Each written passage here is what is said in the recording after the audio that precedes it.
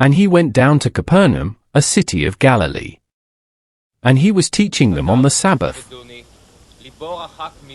And they were astonished at his teaching, for his word was with authority.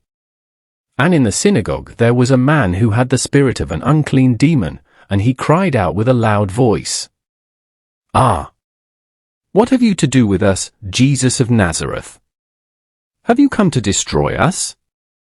I know who you are, the Holy One of God." But Jesus rebuked him, saying, "Be silent, and come out of him."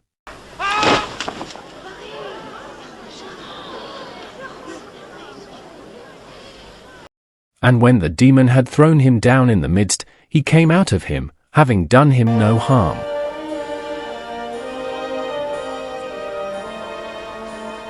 And they were all amazed and said to one another, "What is this word? For with authority and power he commands the unclean spirits, and they come out." And reports of him went out into every place in the surrounding region.